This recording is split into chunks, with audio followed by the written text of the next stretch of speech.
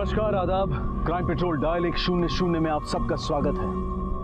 अक्सर चीजें जैसी दिखाई देती हैं वास्तविकता में भी वैसी ही हों, ये जरूरी नहीं है। जरूरी नहीं है कि सीधी दिखने वाली घटना सीधी ही हो, उसके पीछे के कारण कुछ और भी हो सकते हैं। ऐसे ही रहस्यों और जालसाजियों का अंबार है आज का क्राइम पेट्रोल डायल 100 का एक केस, जहां भरोसा, कर्तव्य और उम्मीद जैसे शब्द मानो दुनिया में अस्तित्व ही नहीं रखते थे और अतीत कुछ और ही भयावह कहानी कह रहा है। मैं ये देना आधा किलो। और गोभी कैसे दी? हाँ, हो गया। बच्ची क्यों रो रही है इतनी? आपसे ना एक बच्चा संभाला नहीं जाता। इतना भड़क क्यों रही हो?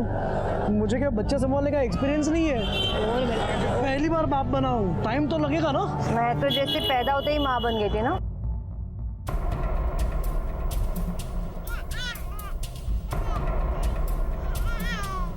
नहीं, ये लो पैसे दो।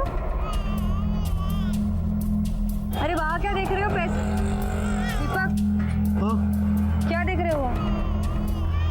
चलो ये लो।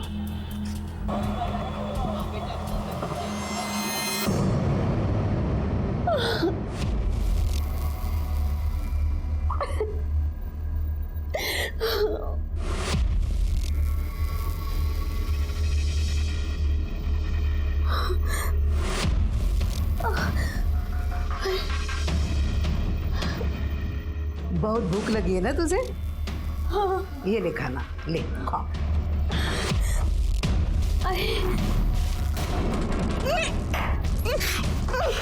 अरे क्या हुआ? अरे खाना खा।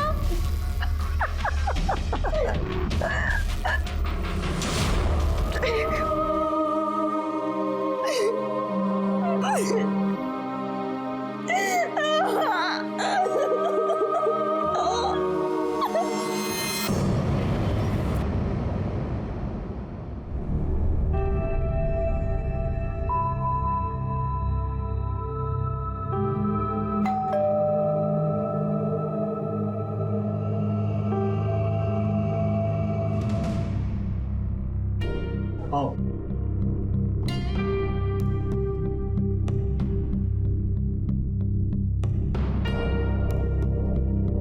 आपने जितना पैसा मांगा मैंने दिया आपको।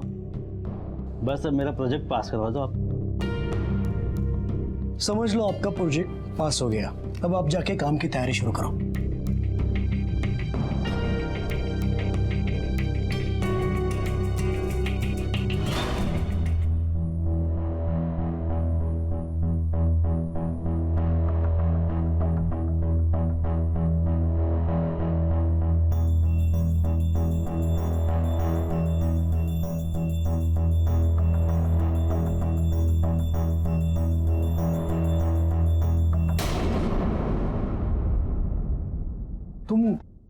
तुम यहाँ क्या कर रही हो?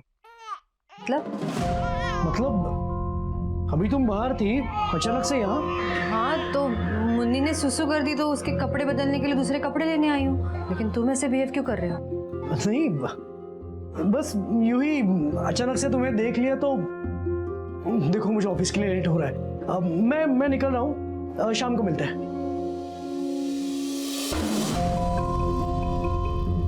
शाम को कहीं बाहर चलते हैं ना, खाना भी बाहर खा लेंगे।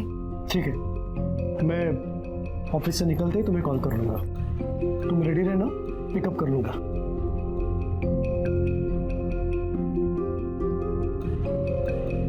अरे आप गाड़ी नहीं लेकर जा रहे? ऑफिस कैसे जाएंगे? बहुत ट्रैफिक होता है, घंटों ट्रैफिक में खड़ा रहना पड़ता है, इसलिए मेट्रो से चला जाऊंगा। 10 मिनट में ऑफिस। ठीक है, शाम को मिलते हैं। बाय।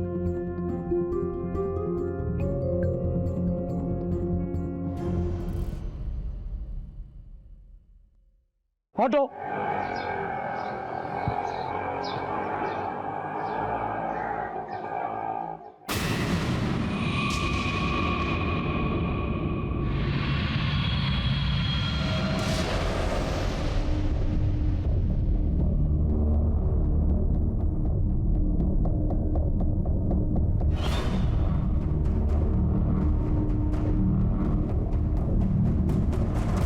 ऑटो।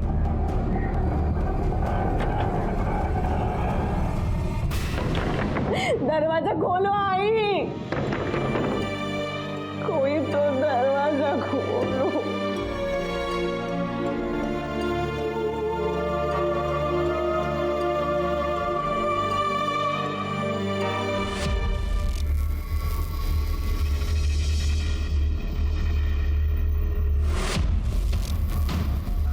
ये तेरे लिए नहीं है, तेरा खाना ये है।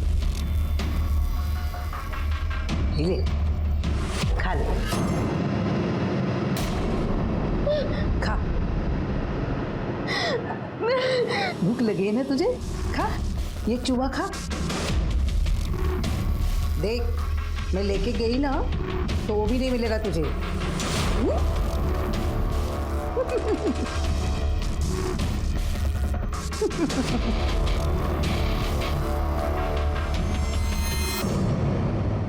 भूख लगी आई।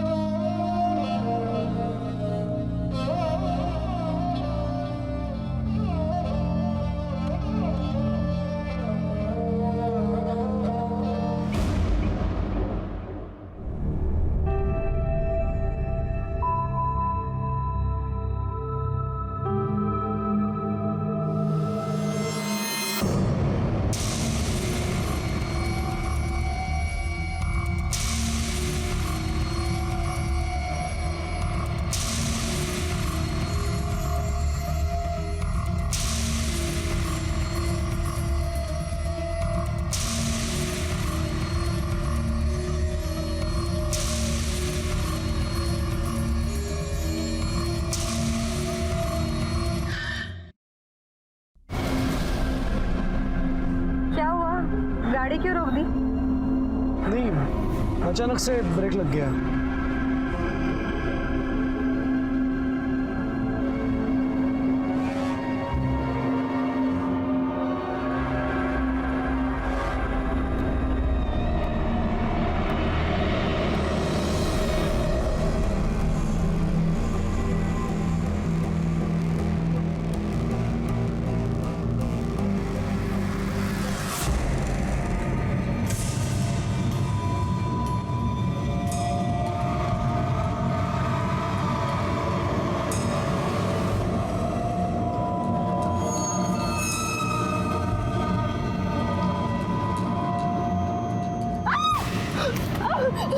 छोड़ दो मुझे, कौन है तुम? छोड़ दो, छोड़ दो।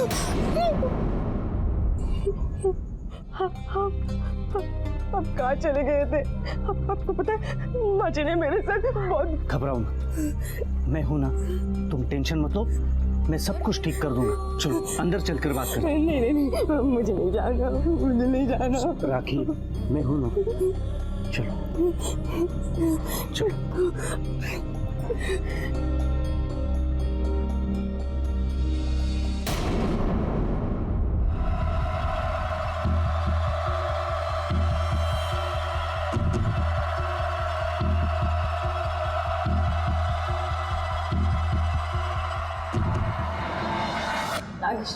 नागेश नहीं, आप मुझे स्टोर रूम में क्यों लेके? हम अपने बेडरूम में जाते हैं। हाँ हाँ चलेंगे, पर उससे पहले मुझे आई से बात करनी होगी। उनका गुस्सा शांत करना होगा ना, ताकि वो दोबारा तुम्हारे साथ ये सब नहीं करे। मैं आई को मनाने की कोशिश करूंगा, लेकिन तब तक तुम यहीं रुको स्टोर रूम में, ठीक है? अब नागेश, मुझे बहुत भूख लगी है, प्लीज मुझे कुछ खाने के लिए दे दो। हाँ ठीक है, पर अभी नहीं। मैं आते वक्त तुम्हारे लिए जरूर कुछ खाने के लिए लेके आऊंगा, ठीक है? पक्का? पक्का।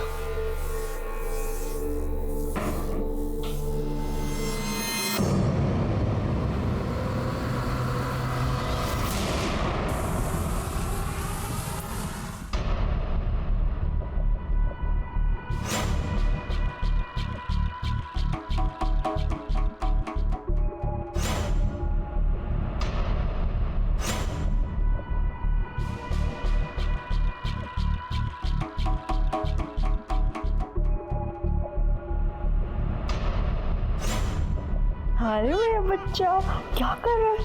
ओह, पापा को तो मूड ही नहीं है ऑफिस जाने का। पूछो पापा से, क्या बात है, अब तक आप घर पर ही हैं? क्या हुआ, क्या सोच रहे हैं? नहीं, कुछ नहीं। देखिए, अगर कोई परेशानी है तो बता दीजिए, बात करने से मन हल्का हो जाता है। बताइए। सुनो ना, कुछ दिनों से मैं नोटिस कर रहा हूँ, 2 लोग मेरा पीछा कर रहे हैं। घर के आसपास भी मैंने उन्हें देखा है। यहाँ पे सो जा बेटा। क्या कोई आपका पीछा कर रहा है? हाँ। ऐसे कैसे कोई आपको परेशान कर सकता है? और कोई आपको परेशान कर रहा है इसलिए आप ऐसे घर में बैठे रहेंगे? हाँ, चलिए आप मेरे साथ, मुझे दिखाइए कौन है वो। चलिए माँ जी, आप जरा मुन्नी का ध्यान रखना, मैं आती हूँ। चलिए चलिए चलिए, देखते कौन देख रहा है। कहाँ से देख रहा था? हाँ, आइए आइए देखते। अरे आइए, कहाँ पे है बताइए, कौन है, कहाँ है?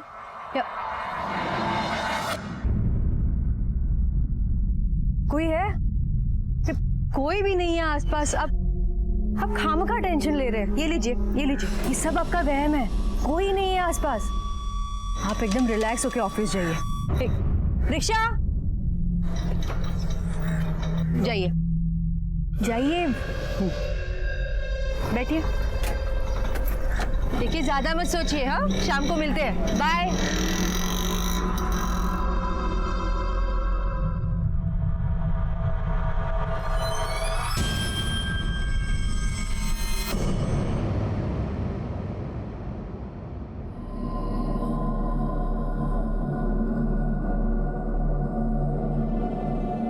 अरे राखी, उठो। ये क्या? आई से छुप कर तुम्हारे लिए खाना लाया हूँ। कैसी हालत हो गई है हमारी फैमिली की, लेकिन ये सब ना तुम्हारे बाबा की वजह से हुई है। अगर वो पैसे दे देते ना तो ये सब नहीं होता। पहले मुझे खाना दे दो, मुझे बहुत भूख लगी है। हाँ,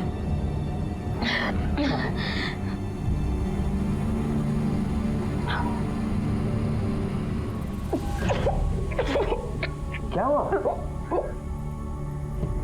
इसमें तो सिर्फ मिर्च है। अरे कैसे बात कर रही हो? इसमें मसाला भी है ना, हलाल, तीखा, टेस्टी। अरे खाओ ना, खाओ। नहीं, मैं सिर्फ रोटी खा लेती हूँ। सिर्फ रोटी नहीं मिलेगी, ये मिर्च वाली सब्जी भी खानी होगी तुझे। अरे मैं अपने हाथों से खिलाता हूँ ना तुम्हें। रुक रुक, हाँ? नहीं।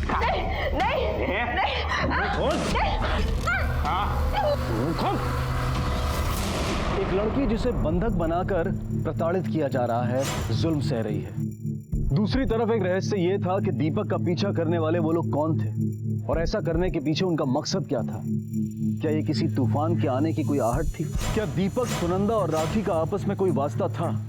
और अगर हाँ, तो ये दोनों कहानियां किस तरह से एक दूसरे से जुड़ी हो सकती थी?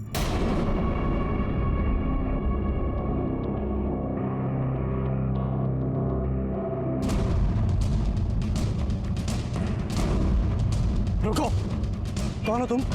क्यों मेरा पीछा कर रहे हो? किसने भेजा है तुम्हें? पैसा हड़पने की कोशिश कर रहे हो? इनकम टैक्स वाले ने भेजा तुम्हें? नहीं, मुझे कुछ नहीं चाहिए तुमसे। कुछ नहीं चाहिए तो मेरा जीना क्यों हराम कर रखा है तुमने?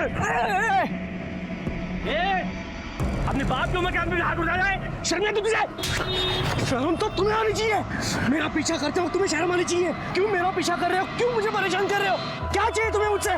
बोलो वरना यही। तू क्या मेरा मुंह तोड़ेगा? तेरे अपने बुरे दिन चल रहे हैं। क्या करो, तुम्हारी बाप की उम्र क्या है वो?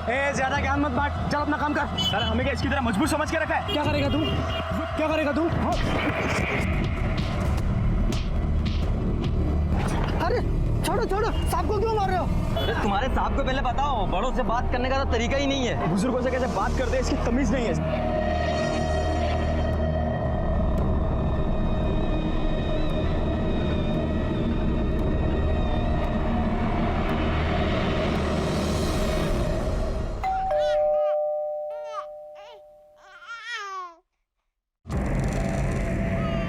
क्या हुआ बेटा?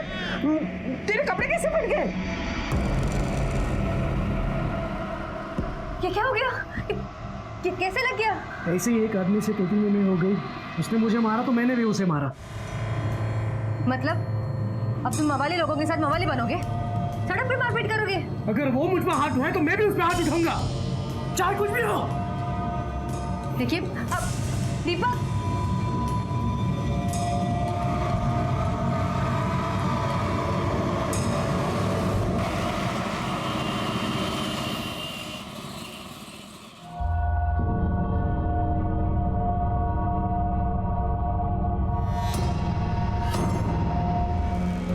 रुको, क्यों मेरा पीछा कर रही हो?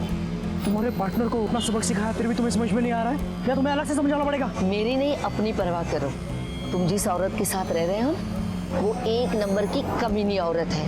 एक ना एक दिन वो तुम्हें बर्बाद करके छोड़ेगी। मेरी बीवी के बारे में बकवास भी की ना तो यही काट दूंगा। और याद रखना, आइंदा से मेरे आसपास भी मत दिखना। चलो निकलो यहाँ से, निकलो।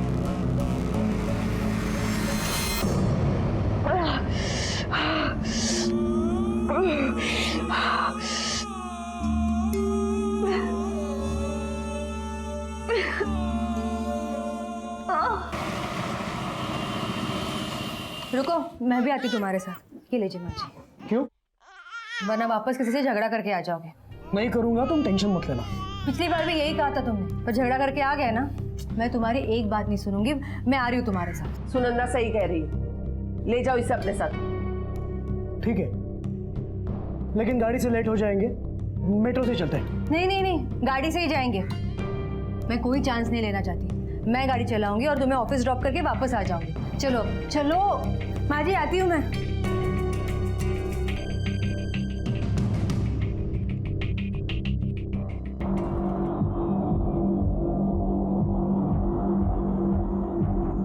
लता, क्या सोच रही हो?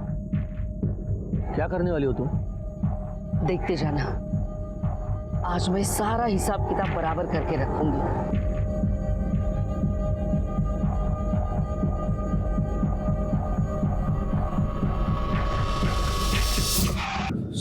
सुनंदा, तुमने ये क्या किया?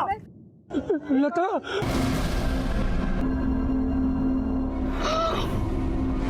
वही औरत है जो मेरा पीछा कर रही थी।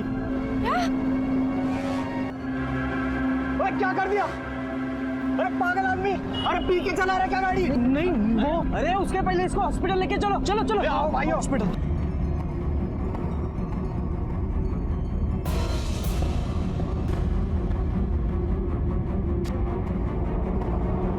आप लोग जरा प्लीज वेट कीजिए।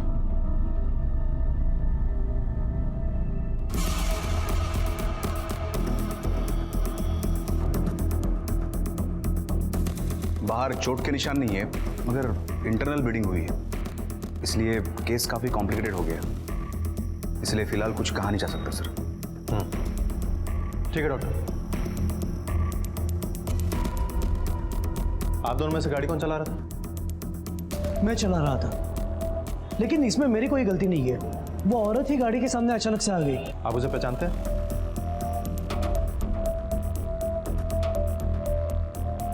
नहीं सर। कहीं ऐसा तो नहीं कि आप नशे में गाड़ी चला रहे थे?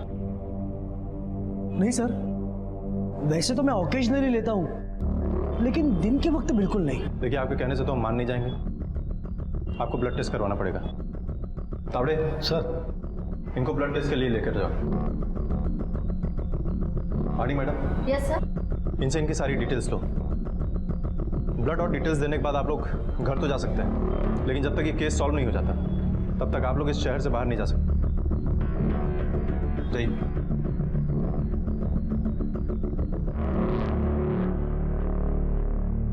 पाटिल सर, जरा एक्सीडेंट स्पॉट पे जाके देखो कि आसपास कोई सीसीटीवी कैमरा है क्या, और आसपास के लोगों से पूछताछ भी करो एग्जैक्टली हुआ क्या है। Okay sir. मेरे बाबू, अभी मम्मा जाएगी मेरे बाबू।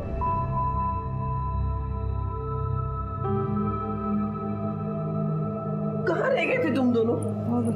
कब से फोन लगा रही थी, लेकिन फोन भी नहीं उठा रहे थे। मेरा फोन साइलेंट पे था, इसलिए पता नहीं चला। और मेरे कार से एक बूढ़ी औरत का एक्सीडेंट हुआ तो उसे हॉस्पिटल में लेके गए, वहीं पे टाइम लगा। सब कुछ ठीक है ना? उसे कुछ हुआ तो नहीं ना? नहीं नहीं, टेंशन लेने की जरूरत नहीं है माँ, वो ठीक है। मैं फ्रेश होके आता हूँ। मैं मुन्नी को दूध पिला के आती हूँ।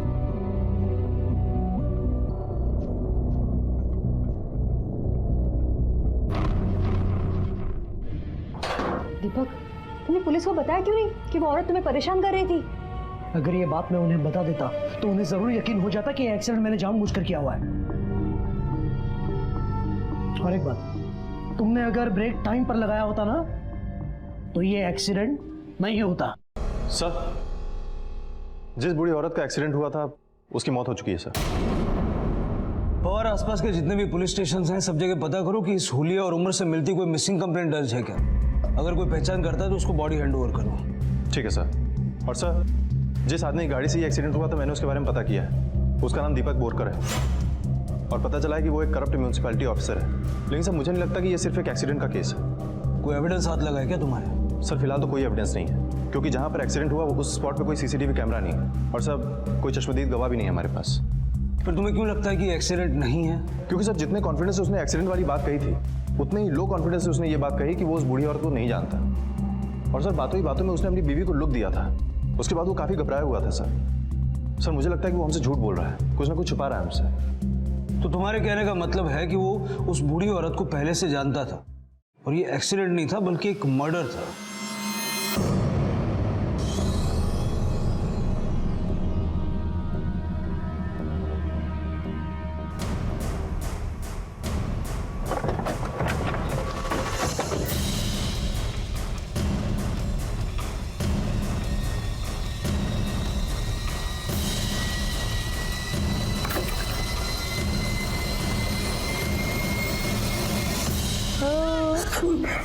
बेटा पुलिस आई है।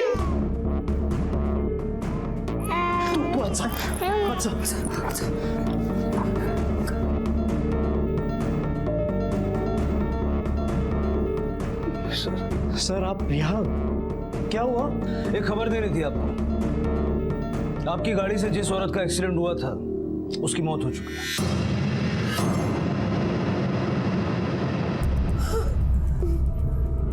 इंस्पेक्टर साहब, इसकी कोई गलती नहीं है।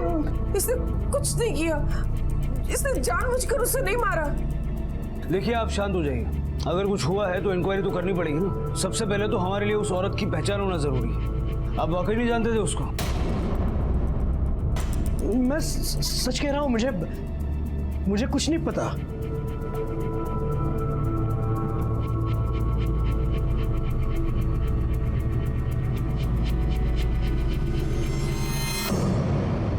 और सर तुम्हारा शक सही निकला। ये कुछ ना कुछ तो छुपा रहा है। सर इसका अल्कोहल टेस्ट तो निगेटिव निकला है, लेकिन मुझे अब भी ऐसा लगता है कि ये एक्सीडेंट नहीं था। पाटिल सर, उस बुजुर्ग औरत की फोटो लेके इस सारे एरिया में पूछताछ करो।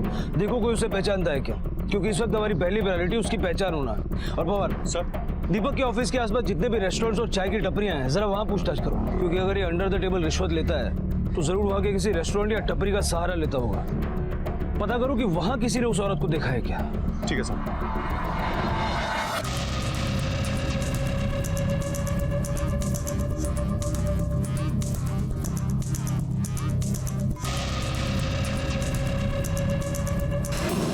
एक रहस्यमय बुजुर्ग जोड़ा जिसमें से एक औरत जान गंवा चुकी थी और आदमी सामने होते हुए भी बेनाम और लापता था।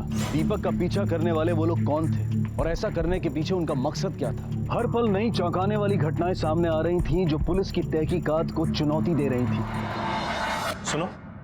हाँ साहब, इस आदमी को पहचानते हो? हाँ साहब, ये तो अपना दीपक साहब है। यहाँ म्यूनसिपलिटी में ऑफिसर है। यहाँ आते हैं ना चाय पीने के लिए। उनको यहाँ की चाय बहुत पसंद है साहब। पर क्या हुआ है साहब? मतलब कहीं पैसे वगैरह लेते समय पकड़े गए क्या? इस औरत को देखा है कभी यहाँ पे? हाँ साहब, कुछ दिन पहले दीपक साहब चाय पी रहे थे, तभी ये औरत आई थी, उनसे झगड़ा हो गया था। अच्छा, क्या बता सकते हैं झगड़ा किस बात पे हुआ? पता नहीं साहब।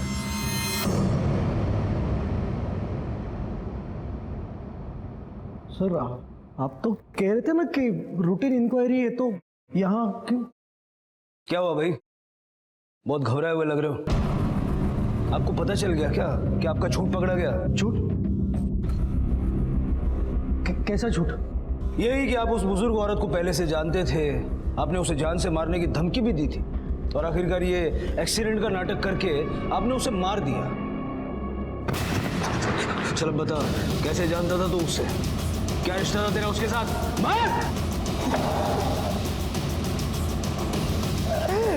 सर मैं नहीं जानता कुछ, बल्कि वो औरत ही मेरा पीछा कर रही थी। वो ही नहीं, उसके साथ और एक बुजुर्ग आदमी भी था। वो एक नंबर की कमीनी औरत है। एक ना एक दिन वो तुम्हें बर्बाद करके छोड़ेगी। तू क्या मेरा मुंह तोड़ेगा? तेरे अपने बुरे दिन चल रहे हैं।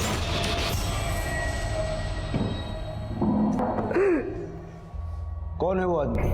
सर मैं नहीं जानता, मैंने उन दोनों को पहले कभी नहीं देखा। और एक्सीडेंट मैं कैसे कर सकता हूँ? गाड़ी तो मेरी बीवी। तो फिर हमसे झूठ क्यों बोला? हाँ? वो बीवी को बचाने के लिए मैंने झूठ बोला। मैं उन दोनों के बारे में नहीं जानती सर।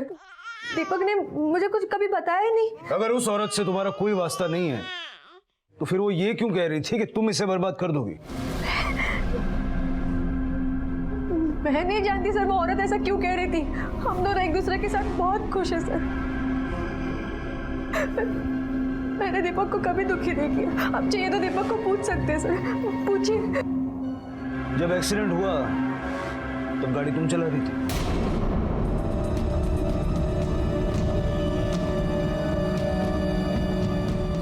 जी सर, मैं चला रही थी गाड़ी। पर सर मैंने जानबूझ के वो एक्सीडेंट नहीं किया। मैं सच कह रही हूँ सर, मेरा विश्वास कीजिए। अगर आपको मुझ पर यकीन नहीं है तो आप मुझे अरेस्ट कर सकते हैं।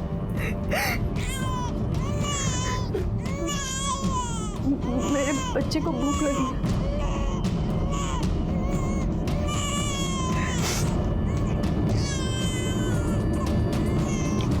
तुम्हें हमारे साथ पुलिस स्टेशन चलना होगा, उस आदमी का स्केच बनवाना।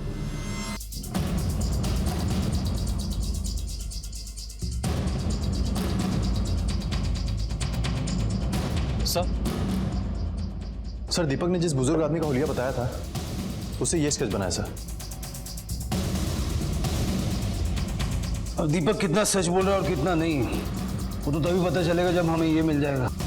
दीपक ने जहां जहां इसको देखा था वहां पूछताछ करो, देखो इसके बारे में कोई क्लू मिलता है तो। ठीक है सर। पुलिस ने दीपक के खिलाफ रोड एक्सीडेंट का केस दर्ज किया, पर क्योंकि दीपक का अल्कोहल टेस्ट नेगेटिव आया था और एक्सीडेंट का कोई चश्मदीद गवाह भी सामने नहीं था, इसलिए दीपक को अपने वकील के जरिए फौरन जमानत भी मिल गई। लेकिन केस अब भी चल रहा है। अरे बताओ ना इसका क्या करना है? मुसीबत बन गई ये लड़की। कैसे माँ बाप है इसके, बेटी को छोड़ के गायब हो गए। अब तुझे तो ठीक लगे ना वो कर। पंडित जी, आपने इस आदमी को कभी मंदिर आते हुए देखा है क्या? इसे तो मैंने कई बार मंदिर में देखा है। वह भगवान की मूर्ति के सामने बैठकर एक ही बात रटता रहता है कि भगवान मुझे उसे बर्बाद करने की शक्ति दे। मैंने पूछा भी एक बार इससे कि तू क्या बोलता रहता है, पर उसने कोई जवाब नहीं। एक काम कीजिए, ये आदमी जैसे ही यहाँ पर आता है आप मुझे तुरंत इस नंबर पे कॉल कीजिएगा। ये रहा मेरा विजिटिंग कार्ड। जी चलो।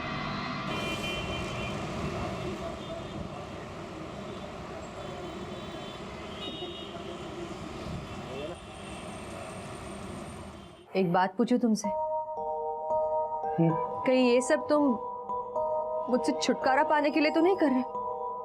ये तुम क्या बकवास कर रही हो? बकवास नहीं कर रही, सिर्फ पूछ रही हूँ। क्योंकि जब पति का मन अपनी बीवी से भर जाता है तो वो बाहर अफेयर करने लगता है, और तुमने तो इससे पहले भी एक बार किया था ना। देखो वो मेरी गलती थी और मैं मान चुका हूँ। इसका मतलब ये नहीं कि वो बातें मुझे हर वक्त सुनाओगी और हमें परेशान करोगी। मैं बातें सुना रही हूँ? मैं परेशान कर रही हूँ तुम्हें? शायद तुम भूल गए हो कि मैंने तुम्हारे लिए क्या क्या नहीं किया। याद करो, जब तुम रिश्वत लेते हुए पकड़े गए थे तो मैंने तुम्हारे बॉस के साथ सोकर तुम्हें छुड़वाया था। सब कुछ बताया ना तुम्हें अपने बारे में। मेरे पहले पति ने मुझे कितना परेशान किया, कितना सताया था, सब बताया था तुम्हें मैंने। फिर भी तुम जानबूझ के मुझे इस मुसीबत में फंसाना चाहते हो, है ना? और किस लिए? क्योंकि तुम्हारा बाहर किसी और के साथ अफेयर चल रहा है। सुनंदा, सुनंदा, तुम इतना क्यों सोच रही हो? ये ऐसी घड़ी है जहां हमें एक साथ रहना है। तुमसे बहुत प्यार करता हूं। I love you.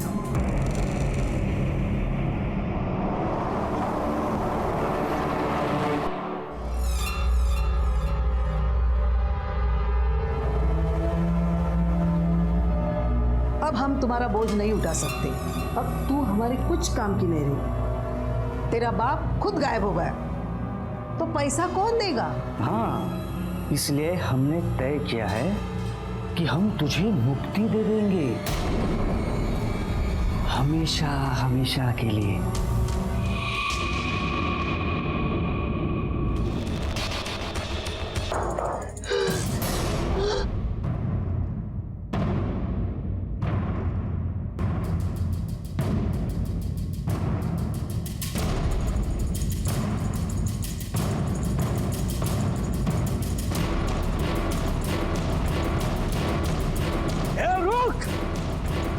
को मारा, तुझे जिंदा नहीं छोड़ूंगा मैं।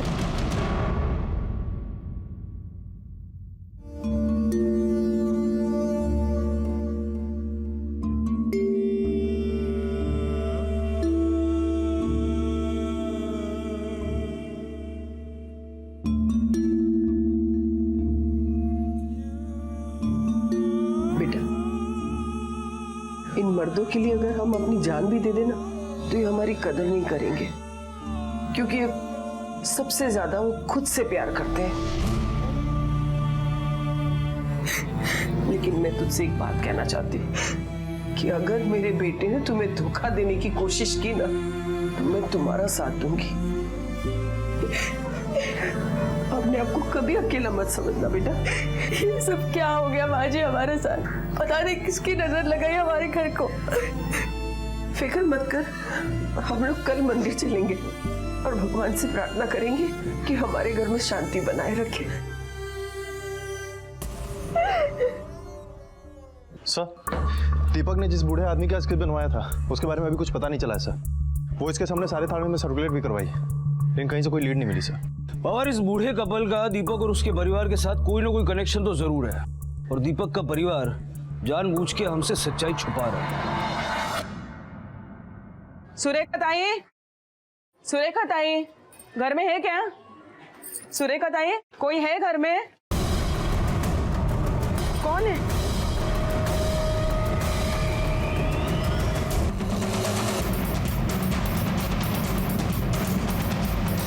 चला बाजूला हो, बाजूला हटिए आप लोग पीछे हटिए।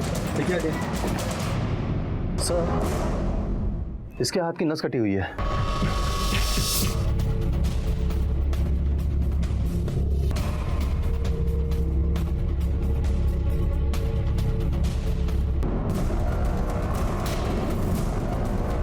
कौन है ये? नहीं पता। आपके घर के कंपाउंड में एक लड़की की लाश मिलती है, आप वाकई में इसको जानते नहीं हैं? सच में नहीं जानते हम।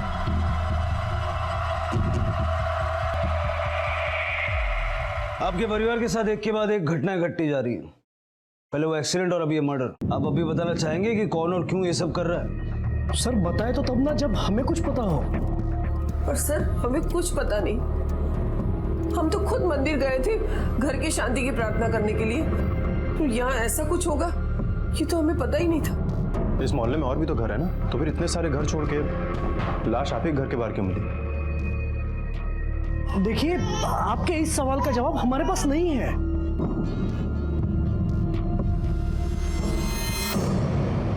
दीपक और सुनंदा अपनी खुशहाल जिंदगी में अचानक आए इस भूकंप से उभर भी नहीं पाए थे कि एक और हादसा हुआ।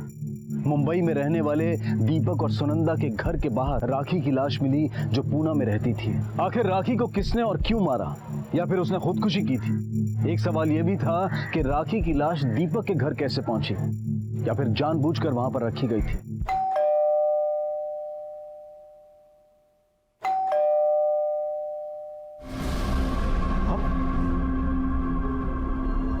हमें आपके घर की तलाशी लेनी है। तलाशी? तलाशी आप ऐसा कैसे ले सकते हो? तलाशी आप बिना सर्च वारंट के आप तो तलाशी ले ही नहीं सकते। दिखाओ पवार, सर्च वारंट दिखाओ।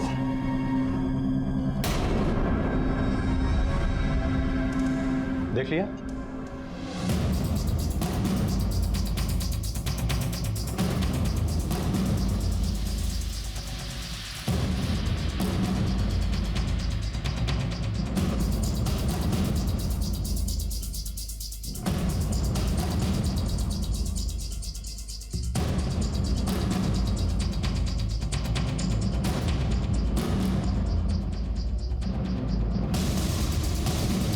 सर ये देखिए, बाथरूम से हमें ये फ्लैट के पेपर्स, ये चाबी और ये इतने ढेर सारे पैसे मिले।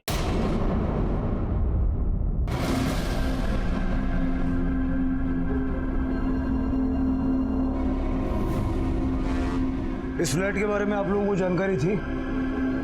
ये फ्लैट मैंने अपने बिजनेस के लिए लिया था, इसलिए इन्हें नहीं पता। और ये फ्लैट बिल्कुल खाली है। वो हम पता कर लेंगे, उसके लिए हमें तुम्हारी इजाजत की जरूरत नहीं है। लेकिन एक बात याद रखना, ये फ्लैट और ये पैसे, इन दोनों का हिसाब देना होगा तुम्हें कोर्ट में। और उस लड़की की फोटो महाराष्ट्र के सारे न्यूज़पेपर्स में छपवा दो, हो सकता है कोई पहचानने वाला मिल जाए। ठीक है सर। तुम सचमुच नहीं जानते उस लड़की को जिसकी लाश मिली थी, तो हमसे कुछ छुपा रहे हो? नहीं। और फ्लैट, उस फ्लैट के बारे में कुछ नहीं जानते तुम? मुझे सब समझ में आ गया। तुम्हारा उस लड़की के साथ अफेयर चल रहा था और तुमने वो फ्लैट उस लड़की के लिए ही लिया था, है ना? तुम दोनों मुझे पागल कर दोगे। तुम्हें मुझ पर विश्वास ही नहीं है तो मैं कुछ नहीं कर सकता।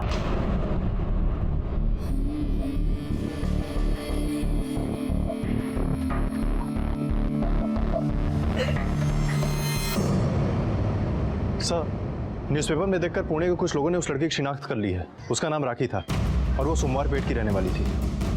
पुणे में रहने वाली लड़की की लाश मुंबई में दीपक के घर के कंपाउंड में मिलती है। और ये केस कॉम्प्लिकेटेड होता जा रहा है, हमें एक टीम को पुणे भेजना होगा। सर,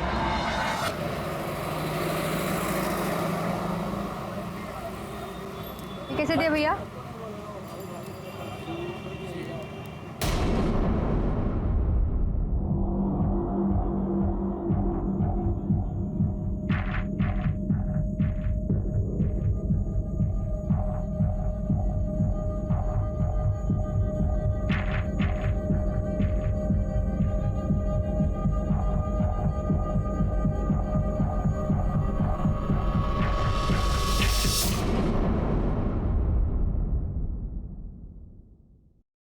ये क्या? बैग क्यों पैक कर रही हो? मैं कुछ दिनों के लिए मुन्नी को लेकर माँ के पास जा रही हूँ। क्यों? क्योंकि मुझे डर लगने लगा है अब यहाँ, पता नहीं कब क्या हो जाए। आज कोई आदमी मेरा भी पीछा कर रहा था। आपने पीछा कर रहा था? मेरे वो तो वही आदमी होगा ना, लेकिन इसमें डरने वाली बात नहीं है। पुलिस उसे ढूंढ रही है। कब पकड़ेगी उसे पुलिस, और कब पकड़ेगी उस लड़की के कातिल को? अब मैं और रिस्क नहीं ले सकती दीपक। मैं जा रही हूँ मुन्नी को लेकर आई के पास। देखो सुनंदा, इसमें डरने वाली बात नहीं है। तुम मेरी बात सुनो, चाहो तो तुम सुबह चले जाना, मैं छोड़ आऊंगा। मुझे रोकने की कोशिश मत करो, मैं जा रही हूँ। सुनो मेरी बात।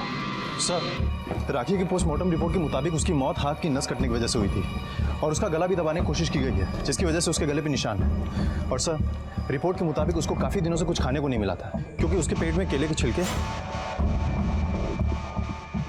और लाल मिर्च मिली। और सर, बॉडी पे छोटे मोटे चोट के निशान हैं, जो कि 3 से 4 दिन पुराने हैं। ये तो साबित हो चुका है कि राखी को काफी टॉर्चर किया गया, लेकिन एक बात अभी तक समझ में नहीं आ रही, उसके हाथ की नस उसने खुद काटी या किसी और का काम है? क्योंकि जहां मैं उसकी बॉडी मिली वहां खून का एक कतरा तक नहीं था। और ये केस एक्सीडेंट से शायद मर्डर तक पहुंच चुका है। हमें उन सारे सवालों के जवाब ढूंढने होंगे जो इस केस को पेचीदा बना रहा है।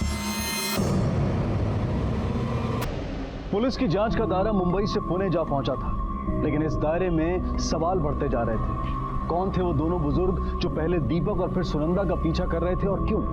और क्या राखी की मौत और बोरकर परिवार का आपस में कोई संबंध था? और ये लड़की कौन थी कि लाश को कोई रात के अंधेरे में जला रहा था? और पुलिस को उन सारे रहस्यों का पर्दाफाश करना था जिसके लिए वो पूरी कोशिश कर रहे थे। लेकिन इन सारे सवालों के जवाब हमें मिलेंगे कल रात इस केस के दूसरे और आखिरी भाग में। और जवाब इस कदर हैरान कर देने वाले होंगे कि मानो पैरों तले जमीन खिसक जाए।